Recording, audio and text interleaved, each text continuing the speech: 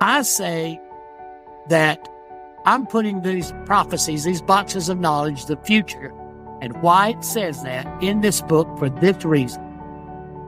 If it all comes true, that means there's a life after death. If it doesn't come true, then I was hallucinating and I owe millions of people an apology. Well, guess where we are? Right now, Box 12 was technology and the virus.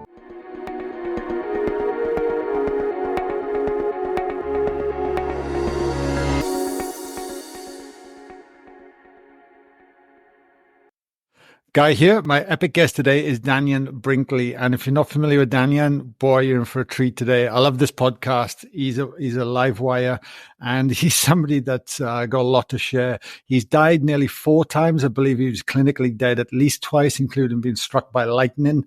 We get into the topic of what happens when you die into life reviews, which is just a fascinating concept. We also discuss his future predictions in the terms of that when his first near-death experience, he was actually shown the future of humanity as well and showed very clear visualizations. He put them all into his book and those have been coming true as well. This conversation goes everywhere about fear, how we govern by it as well.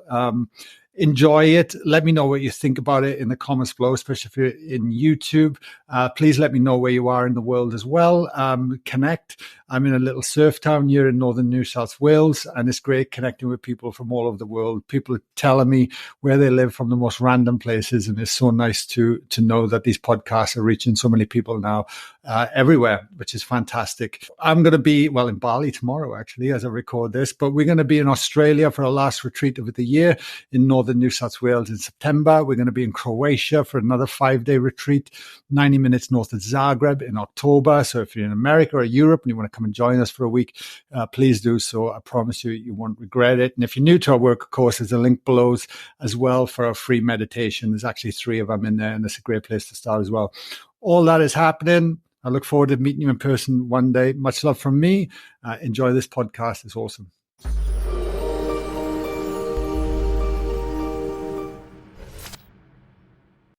Amazing. Dannion, welcome to the podcast. I was almost going to say welcome back to the podcast because we had technical issues last time, but it's so good to see you, my man. Well, the pleasure belongs to me, Guy. And I, once again, like we did the last time, because I was in the middle of nowhere, America. But I appreciate what you're doing, and I appreciate your efforts in bringing these shows and getting out to the audience so that people have an alternative viewpoint about the reality they're living in. So it's a really pleasure to be with you, Guy. Absolutely. Absolutely. I want to start, Dannion, we spoke about near-death experiences. How many exactly have you had through your life? I know it's quite unique. Well, I've been clinically dead twice. I mean, that's not a near-death experience. That's a death experience. And I've had 3 near-death experiences. The second time I was dead, I had to be resuscitated twice. This was October the 15th, 2018. That was the last time I was dead. Okay. September the 17th at 7:05 p.m. on a Wednesday afternoon during a thunderstorm, I was struck by lightning. Hit me in the side of the head, went down my spine, welded the nails of the heels of my shoes to the floor, threw me in the air, threw me back down on the bed.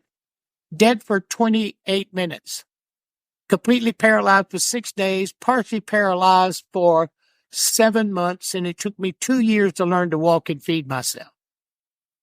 And because of complications of being struck by lightning and all the damage it did to the nervous system, I had in May 30th, 1989, I had to have open heart surgery because I had staph infection that ate my aortic valve. And I didn't want to have the surgery, Guy, because I had already had my first quote-unquote near-death experience. I had had it, and I didn't do anything to cause myself to be where I was with dying. And I wasn't excited about it. about staying here. So I wasn't going to do the surgery. I refused it. So that gave me maybe 72 hours. And so my father called Dr. Raymond Moody, and he came and convinced me to stay, so I had the surgery. Then in 1997, in November of 97, I had to have brain surgery. Second near-death experience, or third near-death experience. And then October of 2018, I had to have open heart surgery again. Damage done by the lightning. And what the surgeon said, this is what the surgeon said. She said, if you could see what he looked like on the inside and the amount of scar tissue, I can tell you, no matter whatever happens from here on, he'll never be able to go back under surgery again. They gave me 5 years maximum. And they gave me 2 years of some kind of normal life. And I have made it, this October will be 6 years. So being dead twice, and here's what happened after I had open heart surgery. When they brought me into intensive care, I had no pulse.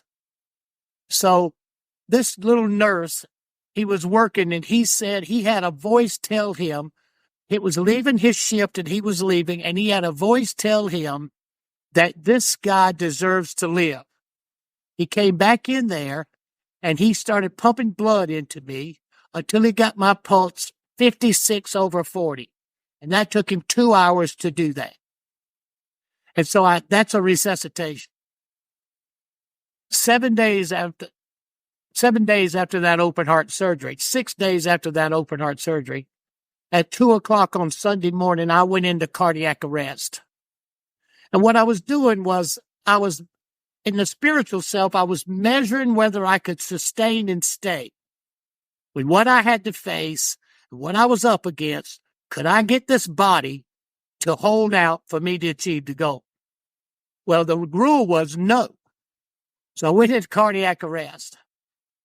I came right out of my body. I'm watching them work on me.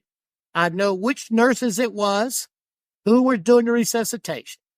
I watched the nurses change of who was pounding on my chest. They broke a rib, was pounding on my chest, and I was watching. Then they got a pulse. I came back. That's like 8-9 minutes. I stayed maybe 3 minutes, and I went back into cardiac arrest.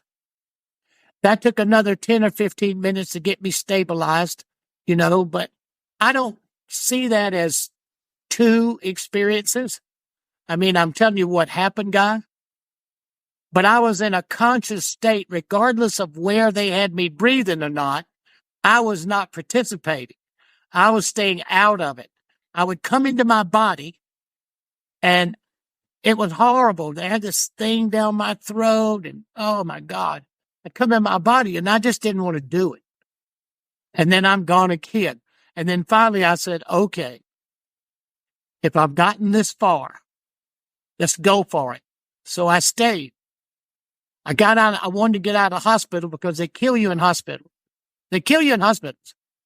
I wanted to get out of there. Okay. So I went home too early. So I got home, 100% oxygen. They knew I wasn't going to live.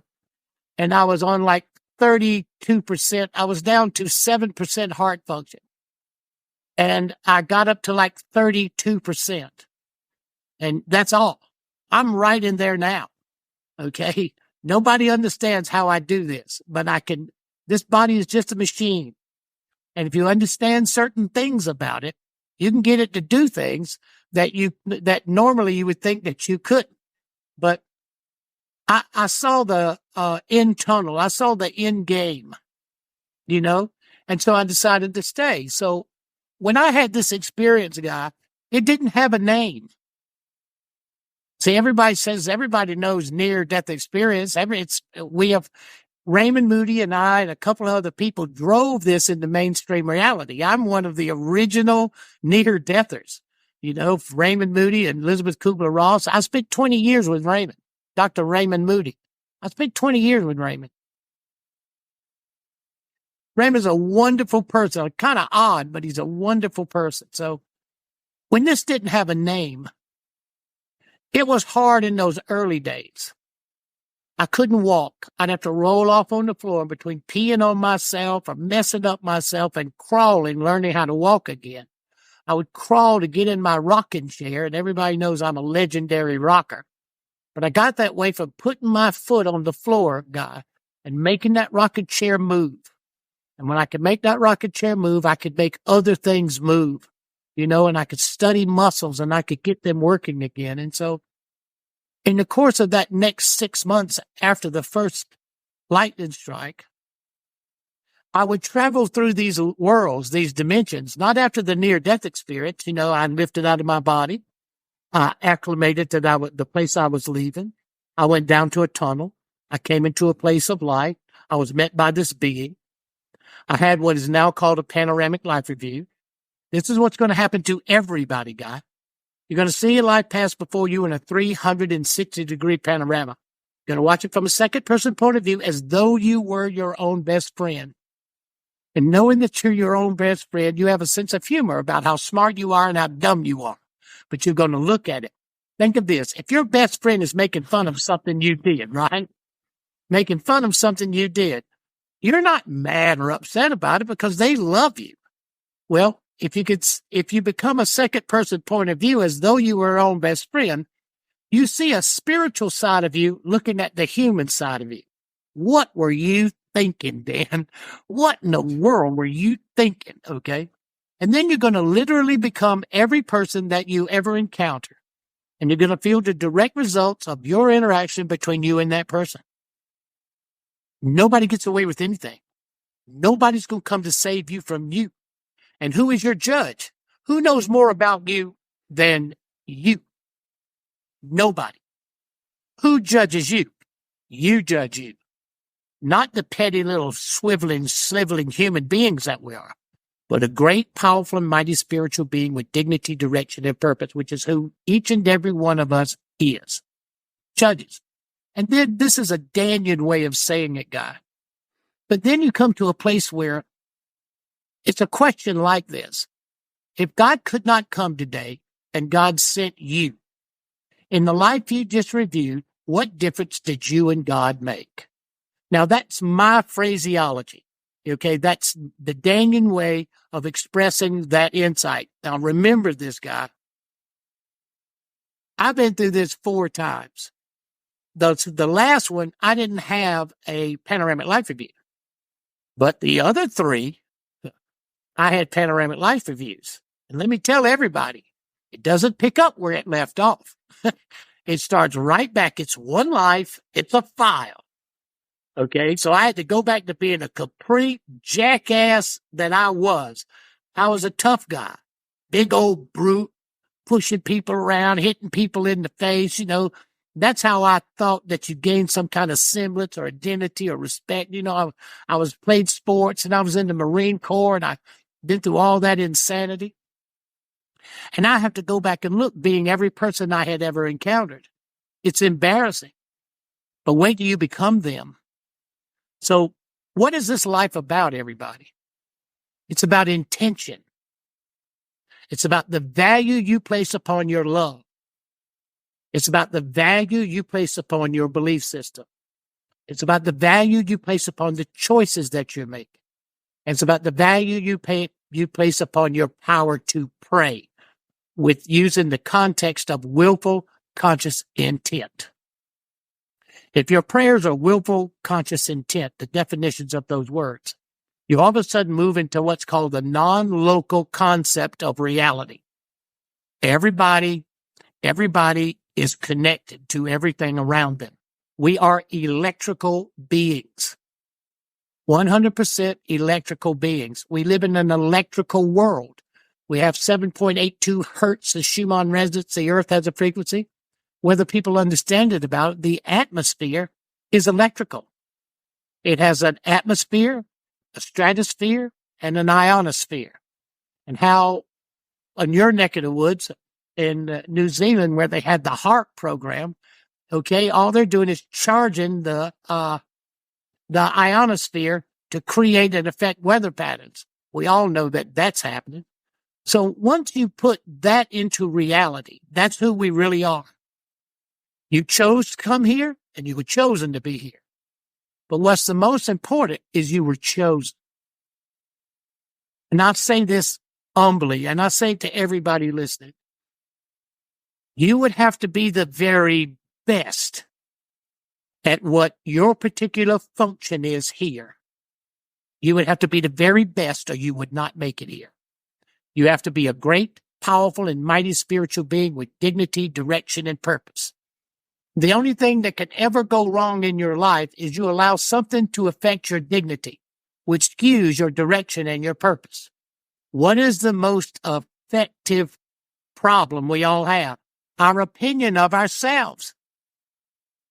If you're a great, powerful, and mighty spiritual being with dignity, direction, and purpose, with the only thing that can ever go wrong is you allow something to affect your dignity, which skews your direction and your purpose.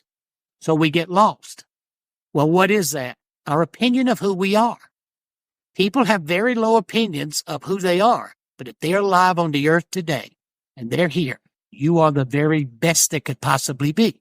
And I don't say that being proud of myself, Guy. I say that because almost 50 years I've been here. And I can look and say this, if God couldn't come today and God sent me, in the life you just reviewed, what difference did you and God make? Well, what did I do when I got up? I became a hospice volunteer. I've been a hospice volunteer for 47 years. I went to the VA and I started being with veterans as they were passing from this world to the next. And why? Based on what I learned in the third near-death experience, there is a place that we can trap ourselves. We hear all these stories about it, Guy. I called it the blue-gray place. I wrote about it in Secrets of the Light. I wrote Saved by the Light, At Peace in the Light, The Secrets of the Light. And the book I'm writing now is called Certainty, Guaranteed and Inevitable. Certainty, guaranteed and inevitable. A book about breathing. And when you open to the first page, it says, and when you stop.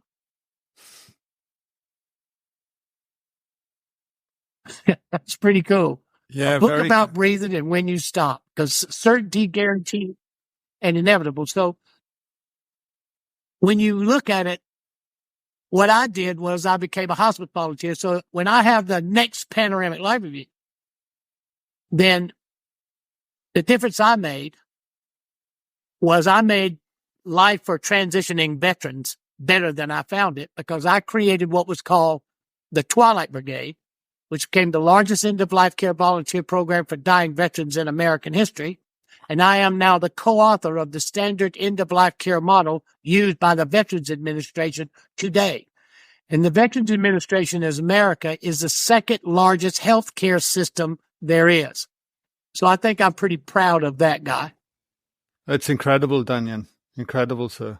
Thank you for sharing. My question for you is that, you spoke about your, I guess, unawareness, and you were a tough Marine Corps, and, and then you got struck by lightning to have this, to wake up per se.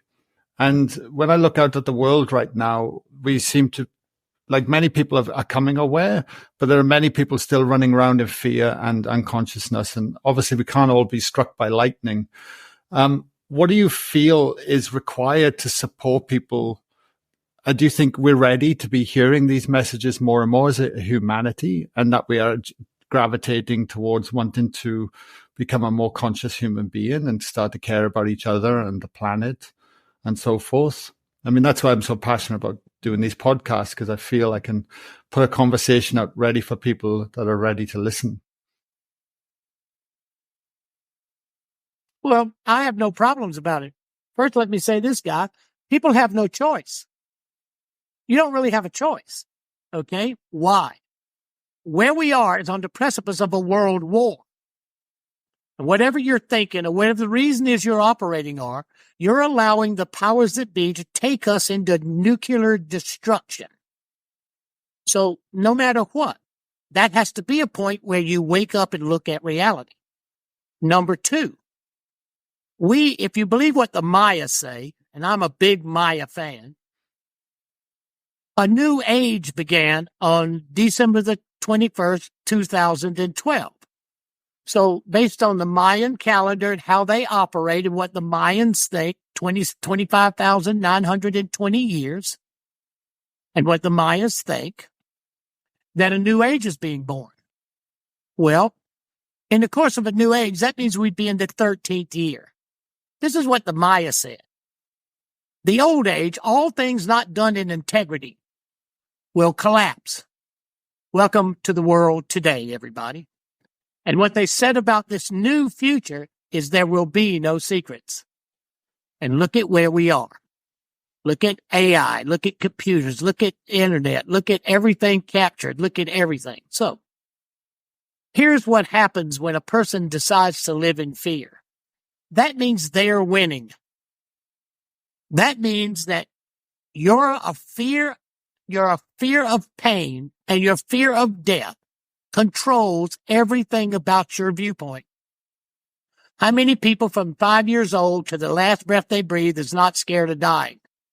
And who controls that concept? Religions, institutions, and governments. Okay?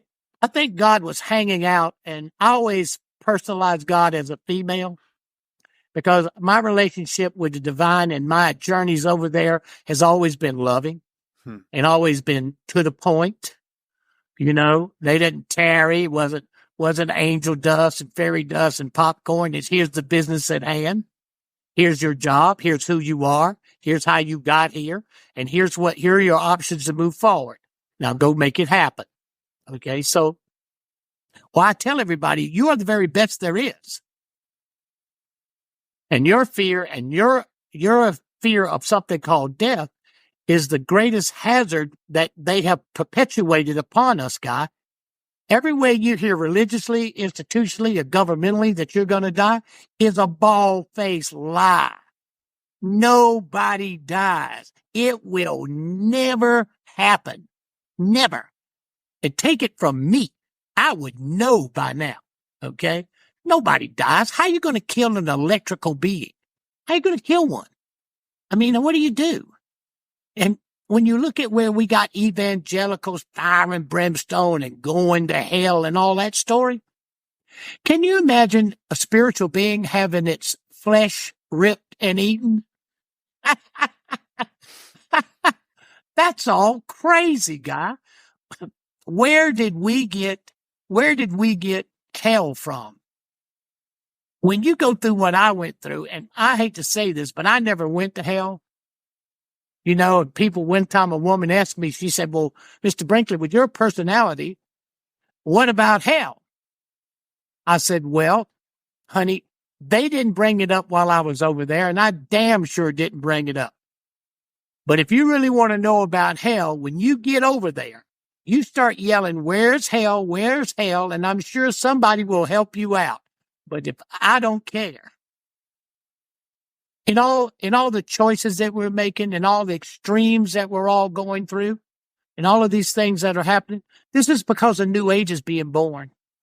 And in a new age, you either control what's happening, or you be controlled by it.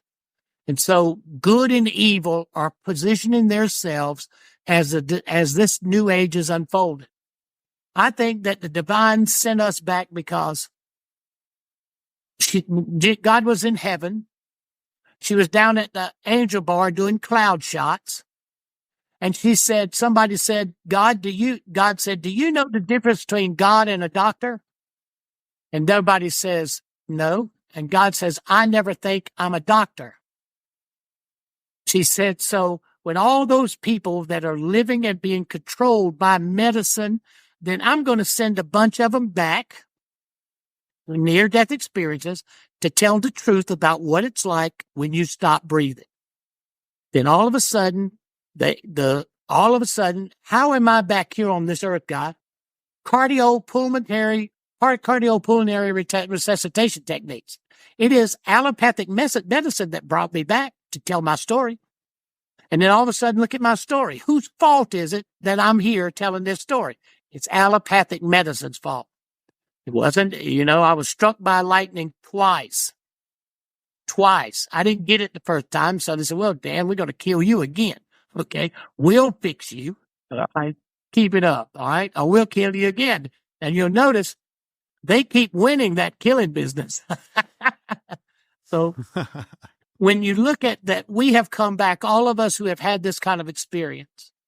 And I tell people this all too, so Guy, don't believe everybody's near-death story, because people have used the term near-death to bring a point of relationship to something that has happened to them that they needed to be accepted and recognized. When a person's going to tell their story, they need to just tell it, but you also need to listen. The most important thing is the panoramic life review, because that's the greatest tool I've ever had for teaching myself to be better. Because if I'm going to be every person I've ever encountered, and I'm going to feel the direct results of my interaction, what else did I do? I became a hugger. So every time I see somebody, I hug them. Why? And I hold them and hug them and love them. I don't care who it is. I hold them and I hug them and I love them. Why? I'm just hugging me. So when I get back over there, when I know I'm going to go through that part of the panoramic life review, I'm just going to be hugging me. There's a lot of lightheartedness to being an eternal spiritual being, Guy. When you know what I know, you understand the matrix of this reality. I know, and I don't want to confuse people, but I know I have never left heaven. I know I have never been separate from the divine. I know I am never not in the presence of God. The byproduct of the near-death experience is that becomes the absolute bottom line of reality. You never left heaven. Where do you think? You think physical matter that doesn't exist becomes a reality? It's a perspective. It's to give you a chance to feel as you're separate from. And here's the greatest crisis, everybody. On the other side, there is this power. There is no such thing as helplessness and no such thing as loneliness. It does not exist in this true spiritual framework where you came from. But when you come here, you take on the big lie. You take on the fact that you can be helpless when you're born and when you die. And you can be lonely based on your opinion of yourself and your opinion of yourself based on what other people think about it. You can be lonely. Those two things, helplessness and loneliness, creates despair. And creating despair makes you controllable. The last pandemic was to test that. Helplessness and loneliness. Not being able to get to people you love who need you most. Not to be able to get there and to watch the emotional despair that came about. That was that test. That's what they were doing. Evil knows as much as we know. And the place is this, the panoramic, the near-death experience, as people's chance to stop and look at what we all went through to get back here to tell this story. And remember this, everybody.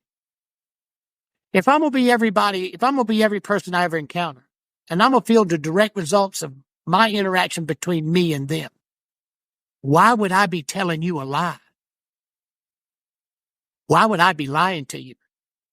That would make me insane. I am pretty crazy, but I am not insane. I might be crazy, but I'm not stupid. Okay, so when you stop and look at it from that point, I'm telling a story about a reality that I've watched over 49 years, and I have lived it. And if anybody who's read Saved by the Light, and they look at the boxes of knowledge, when I wrote Saved by the Light, because I wrote that book because I was mad, Guy. After I had open heart surgery, and Raymond said, do the surgery and come and help me. It took me about 9 months or 10 months before I could get up. And then I drove to Raymond's, and it was Christmas Eve. He didn't have electricity on in his house, and he didn't have running water, and he had not eaten in 2 days. And what had happened was his whole world had collapsed around him. A PhD in philosophy, the world of philosophy turned on him because they coined the phrase near-death experience. He's an MD, a doctor. That world turned on him. And he is a forensic psychiatrist, and that world turned on him. Well, that made me mad. I turned the lights on. I cut the water on. I took him to the Red Lobster. He ate 2 meals. I brought him home, and I wrote Saved by the Light because I figured this. If you who don't think there's any such thing as a near-death experience and how you write it off, you need to pick on somebody your own size. And I figured that was me. So I wrote Saved by the Light, and I put the prophecies, what's made me a legend, is I put what I wrote down in 1977.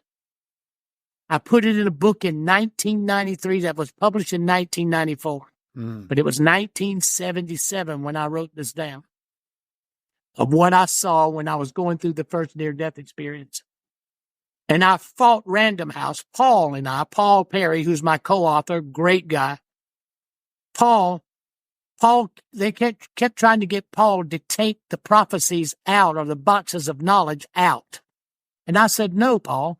I said, let me tell you something.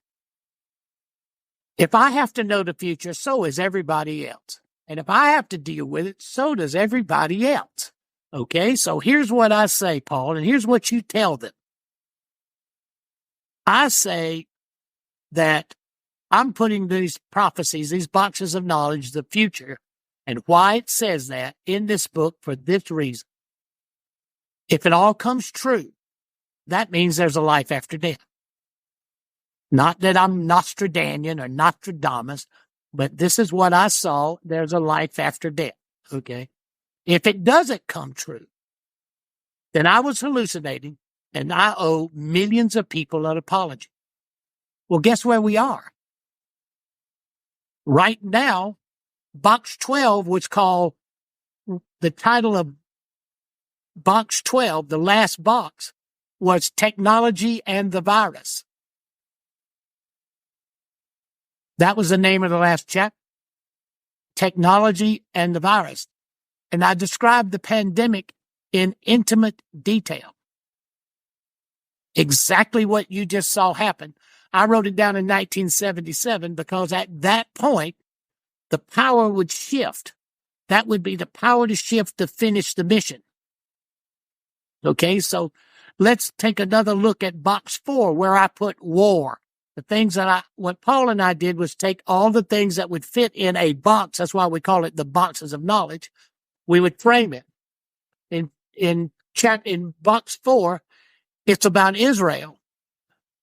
That Israel would come to a point where the whole world would condemn Israel for how its treatment of the Palestinians. That the world would turn on it. Well, do you know any particular time in history that might be happening? Since 1975? It's today. See, let me make a little side point. When you get to talking about spirituality, Guy, and you're keeping your heart open, and you're watching Christmas, this last Christmas, 2023, on Christmas Eve in America, people were celebrating the birth of Christ. But in the Holy Land, they were killing women and children on both sides. And who is God? People think they're not living in the newborn, in the new age. Who God is being decided right now. It's either the God of Jehovah, which is Israeli God, or it is Allah, the Islam's God. And is that not what's being fought out right now? Is it not God gave both of them the land? Which God, Allah gave it to one and Jehovah gave it to the other. And right now, as you watch the value of who God is in the Holy Land, and on Christmas Eve, they were killing women and children on both sides. If that's not a wake-up call, Guy, I don't really know what human beings need to realize that we are living in insanity. And you have no choice. If you care about your children, your grandchildren, or your great-grandchildren, if you care about them, you better realize you're a spiritual being. And you better get yourself focused on what's got to be done to shift and change. I always recommend here in America that you call your congressperson, your senator and your Congress, and you tell them what you are not for. I mean, I'm notorious for calling my congressmen and my senators. I just call them. I am not going to have it, and I'm going to recognize my voice, and I'm going to stand up, and nothing you can do to me. What are you going to do, kill me? How funny is that? I think that's silly. Nobody's going to die. So what I want people to do is just realize this is all really happening, and that it's an exciting time to be alive. This is an exciting time. When I made the decision to stay in 2018, it was because of that. Who in the world would want to miss the shift? Who would want to miss the shift? And I believe that people are waking up so much faster. You know, I'm watching because I've been here 50 years, Guy. I've watched it for 50 years. And I'm watching this shift and this change. Yeah. It can't be any more in our face, Daniel. Like you say, it's like what's insanity has been accepted for so long as just perceived as normal. Because, you know, we're born into a world where it's just upon us straight away, you know. And on my journey, Daniel, there was like this pull, this constant something beyond my mind that was saying, no, you got to go this way. Everyone's going this way, but you got to go this way for some reason. And I didn't understand it, and I didn't get it, I feel even what we see here in Australia through running our workshops and events, that pull is getting stronger. There's like a magnetism back to the heart and back to starting to honor this from there, because everyone I meet in person is beautiful. There's beautiful people in this world, but when you look at the TV, you think it's the complete opposite, and it drives me batty. And it's like, when are these borders going to finally come down? When are we going to see that we're all here sharing the same planet and we're all in the same solar system, and actually start to embrace and celebrate our differences of different parts of humanity? That this multicultural beauty that we have is so wonderful, and that we can experience what everyone has to offer, as opposed to this. I don't even have words for it, Daniel. I just blows my mind. But God, the rare privilege. These are facts. This is not maybe I'm conjecture. This is reality. The fact that you're here is you're the best there is. There is nobody better than you. You were chosen. Okay, the system of laws that I understand the law and the nature of law. You know, I have a good concept of how reality works. If you look at that, I have lived 50 years past being dead. I got a pretty good range on how all this operates. You know, I know about trace minerals. Okay, so the fact that you are the very best there is nobody at what you do better than you. Okay, then it's deciding what it is you do. Well, here's how you do that. If you believe in that there is a God, tell me what you think of that God. Write down what you think God is. Caring, compassionate, loving, protective, all-knowing. You know what people think about God. Jesus is going to save them. Well, turn away, take a breath, and look at that same list you just made. And tell me how many of those you have an opportunity to be one day. So when you look at caring, compassionate, all-knowing, loving, and protective, how often can you, as your life in this world, be one or more of those things? The answer is all day, every day, you can be a God based on your own words, your own writing, your own consciousness, and your own perception of what you think divine is.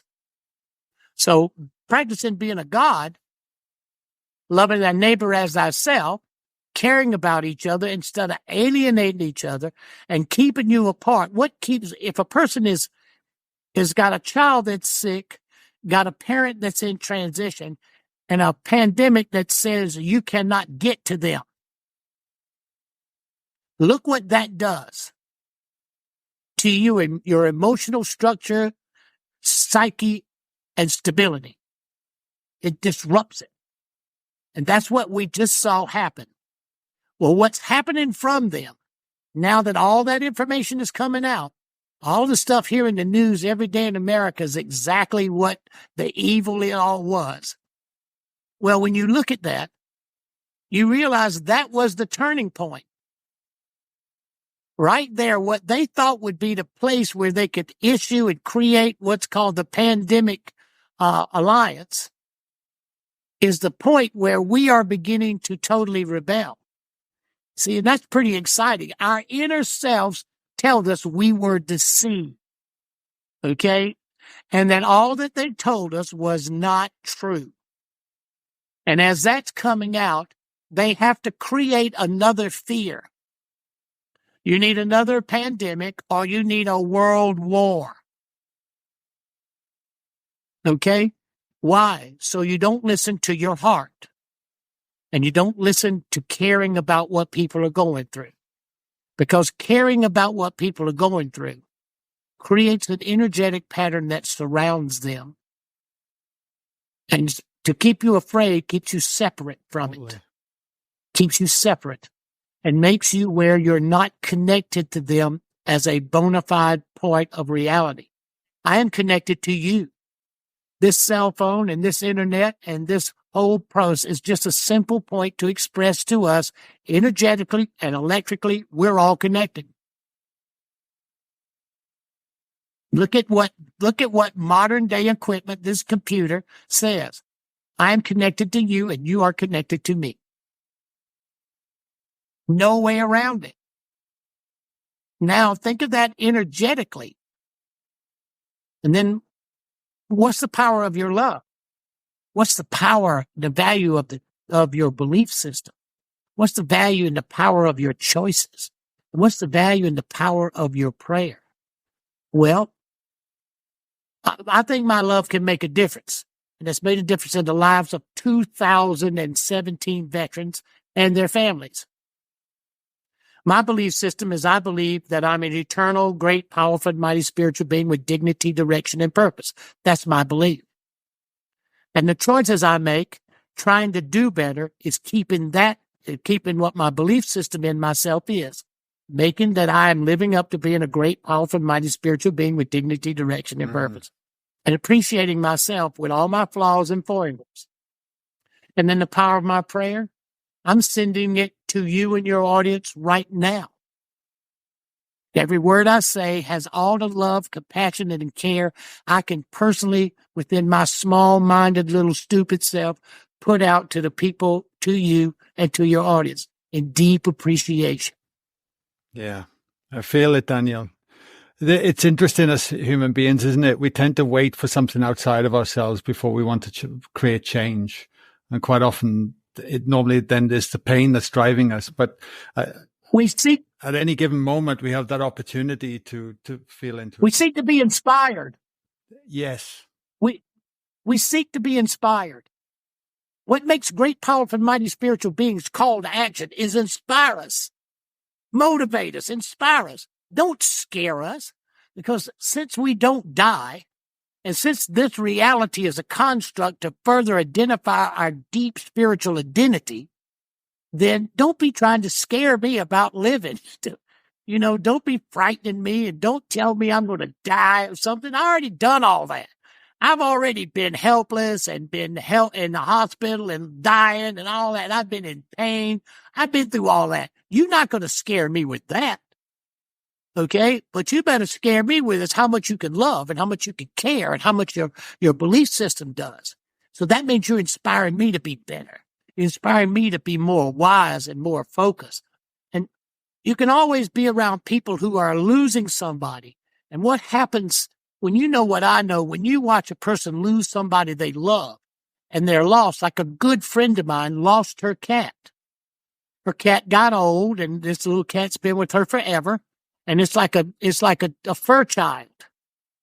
And she lost the cat and finally went into the bathroom and passed in the night.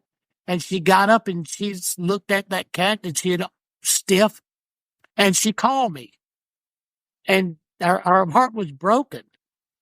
And I watched what people are having to face based on what their religious viewpoint is and how skewed that is, and what they know about what's next, which is the only truth you're going to get is from somebody who had a near-death experience, and what choices you make to do with your life after, because grief is a monster. It can last forever. And not knowing the truth is the power of grief and unknowing that also takes away from the inspiration that's in your life.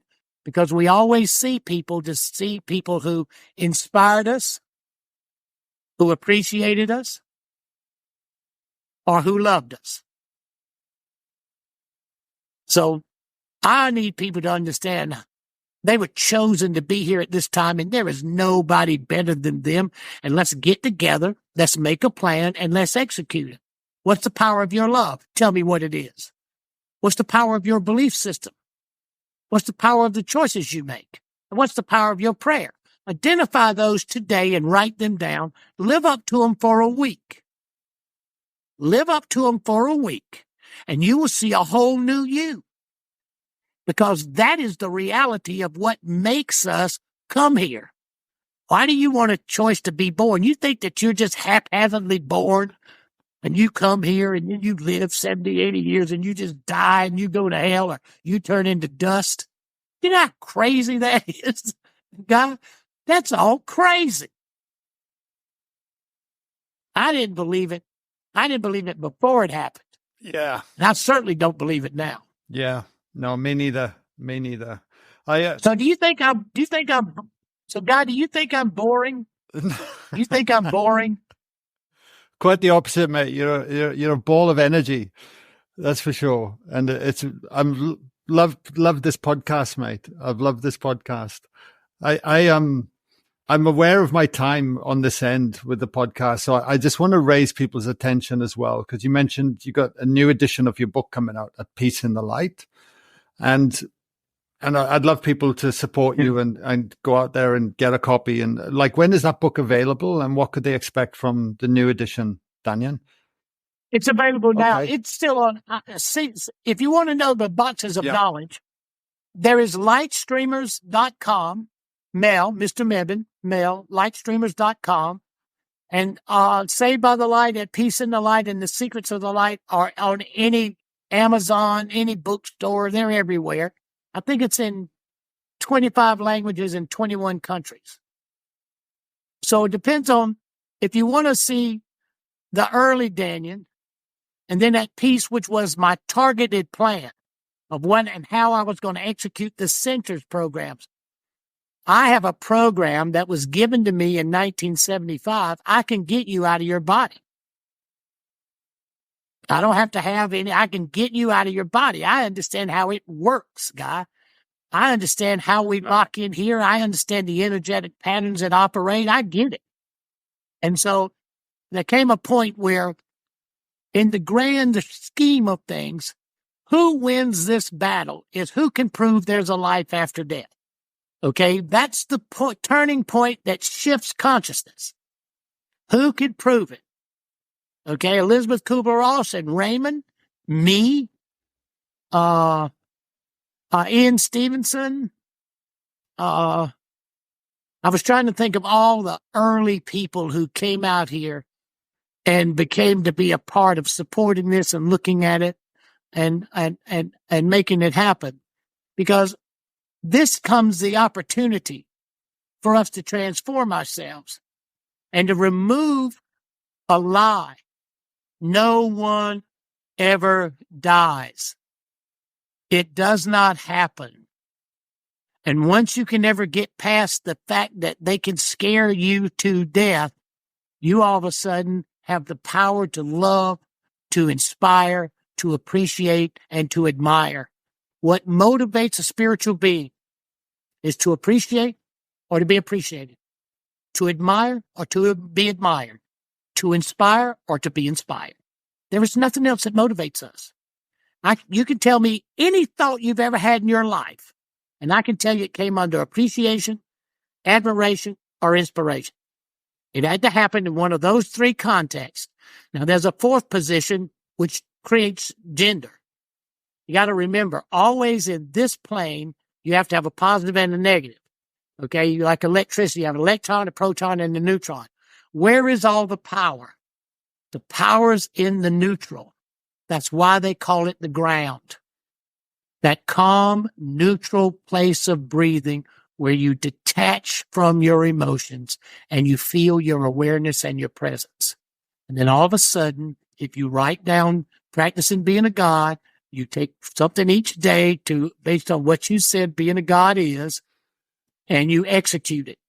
Mine is prayers, my consciousness in the morning, and I close my day with thinking about the things I could have done better, which is probably 90%, and thinking about what I did and appreciating that I made it through the day, and everybody I came in contact with, that I think about them, and I love them, and I appreciate them, and I wish them the best, and then I go to sleep. When I wake up in the morning, I get up in the morning, okay, how much trouble can I cause today? I love it, Danyan. I love it. Mate, just before we wrap it up as well, what was that you mentioned then? You said about teaching people how to get out of their body. Was that in that book, At Peace in the Light? Was it in that one?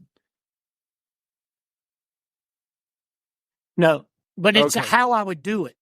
At Peace in the Light describes the system. Okay, they gave me an 8-step program, guy. It's electrical. It's 8 steps.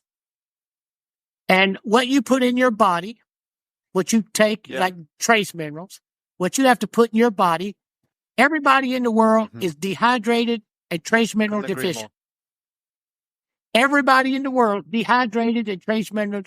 Well, you have to have trace minerals in your system and you have to be hydrated. All right, it won't work. It won't work. But if you have sufficient trace minerals and you're hydrated, I can get you out of your body. Then it's just the reason for why you want to do it. Yeah. Okay. Anybody can go. What is your reason? Everybody's about intention. Mm-hmm. And you listen to the intention of why. Then you make it happen. It's a program. I see it that it will grow long after me. And I have a feeling that I don't need to be around once it's initiated into reality because I've waited 50 years. So I'm kind of excited about that part.